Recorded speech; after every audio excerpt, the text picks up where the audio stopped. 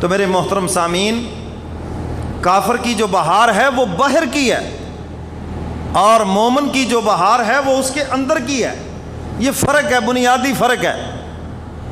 کافر کہتا ہے میں اندر سے بے سکون ہوں، چلیے کو باہر کا ایسا ماحول ملے کہ میں پرسکون ہو جاؤں، کو دیکھنے کے لیے آنکھوں کو نظارہ مل جائے میں پرسکون ہو جاؤں، وہ کہتا ہے موسیقی سننے کے لیے مل جائے میں پرسکون ہو جاؤں۔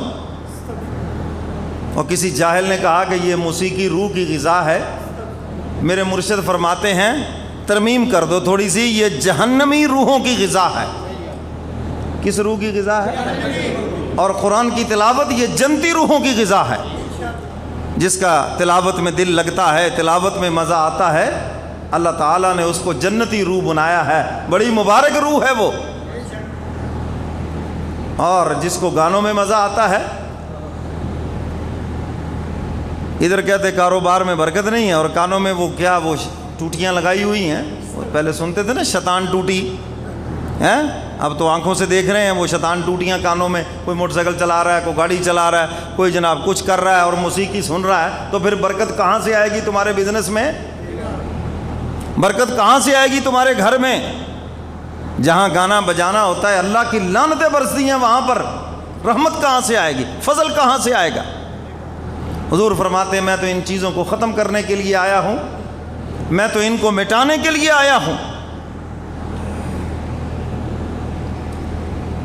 وہ کیا کہا؟ وضع میں نصارہ تمدن میں ہنود، یہ مسلمان ہیں جنہیں دیکھ کے شرمائے یہود۔ اور جو کام ہم کر رہے ہیں یہ سارے ہی کر رہے ہیں، سود خوری بھی کر رہے ہیں، ملاوٹ بھی کر رہے ہیں، دو نمبری بھی کر رہے ہیں، جھوٹ بھی بول رہے ہیں، دھوکہ بھی دے رہے ہیں، فراڈ بھی کر رہے ہیں، ماں باپ کی نافرمانی بھی کر رہے ہیں، یعنی دنیا کا جو بھی گناہ ہے سب کر رہے ہیں، ناپ تول میں کمی بھی کر رہے ہیں۔ اور مزے کی بات یہ ہے کہ اسلام کے ٹھیکیدار بھی ہیں، تو بات کر کے دیکھ لے، ساری دنیا کو کافر بنا کے خود کو سب سے پکا مومن ثابت کریں گے، ساری دنیا کو جہنمی بنا کے خود کو جنتی ثابت کر دیں گے 1 منٹ کے اندر۔ میں بھی شامل ہوں، آپ بھی، ہم سب اس میں شامل ہیں۔ اور بہادر شاہ ظفر نے کیا کہا؟ رہے دیکھتے اوروں کے عیب و ہنر، نہ تھی اپنے گناہوں پہ نظر، پڑی جب اپنے گناہوں پہ نظر، دنیا میں کوئی بھی گناہ گار نہ رہا۔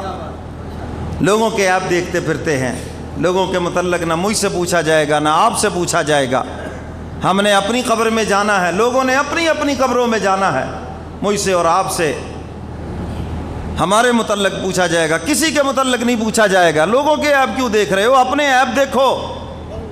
اور حدیث مبارکہ کا مفہوم ہے، حق تعالیٰ جب اپنے بندے سے راضی ہوتے ہیں اس کو اپنے عیبوں کی طرف متوجہ کر دیتے ہیں، اور اللہ جب کسی بندے سے ناراض ہوتے ہیں اس کو لوگوں کے عیبوں کے پیچھے لگا دیتے ہیں۔ یہ تو خدا کی ناراضگی کی دلیل ہے۔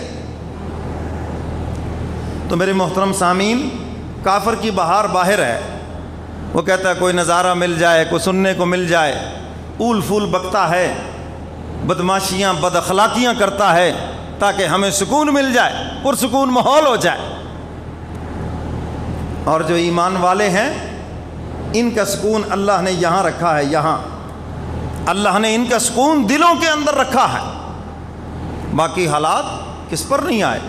حضور علیہ الصلاۃ والسلام خود فرماتے ہیں تمام نبیوں کو ستایا گیا اللہ کے دین کے لیے، اور فرمایا سب نبیوں سے زیادہ مجھے اکیلے کو ستایا گیا۔ کتنی تکلیفیں میرے محبوب نے برداشت کی، حضرات صحابہ کرام نے کتنی تکلیفیں برداشت کی۔ مکہ میں چلتے بزنس چھوڑے، مدینہ ہجرت کر گئے۔ آج تو حاجی صاحب کی 2 دن دکان بند ہو جائے قیامت آ جاتی ہے۔ مولوی صاحب نماز میں 5 منٹ لیٹ کر دیں تو شاید مسجد سے چھٹی ہو جائے۔ ہو ہمارے ادھر گاہک کھڑے ہیں، یہ تو فارغ لوگ ہیں اور ہم بڑے مصروف لوگ ہیں۔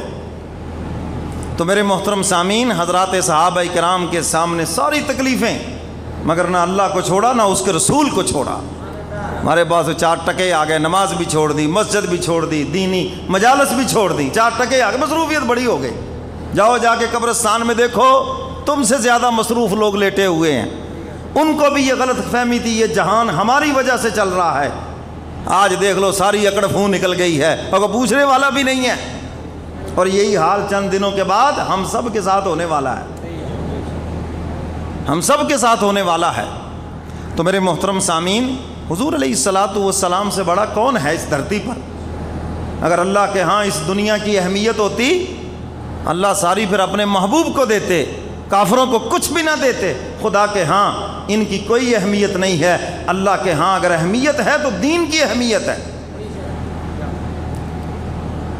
اللہ کے ہاں اگر قدر و منزلت ہے تو اس دین کی قدر و منزلت ہے، دنیا کی کوئی اہمیت نہیں ہے۔ وہ تو وافر دے دی ان کو، جاؤ موج اڑالو، قیامت کے دن یہ نہ کہنا ہمیں دیا کیا تھا، میں سب کچھ دے دیا، سب بہاریں تمہیں دے دی ہیں۔ لیکن فرمایا یہ جو آخرت ہے یہ ایمان والوں کے لیے ہے، یہ حضور کے غلاموں کے لیے ہے۔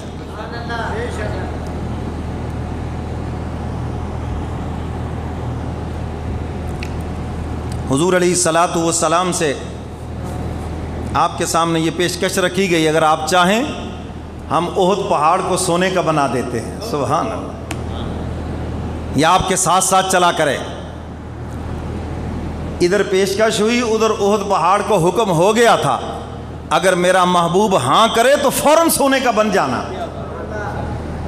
محبوب ہاں کرے، ہم کہہ لو تیار ہے لے لو، مگر حضور علیہ الصلاۃ والسلام اللہ کے دربار میں کیا عرض کرتے؟ مولا نہیں، میں تو تیرا مسکین نبی بننا چاہتا ہوں، ایک وقت کھاؤں تیرا شکر ادا کروں اور اگلے وقت بھوکا رہوں تاکہ تیرے سامنے دامن پھیلاؤں۔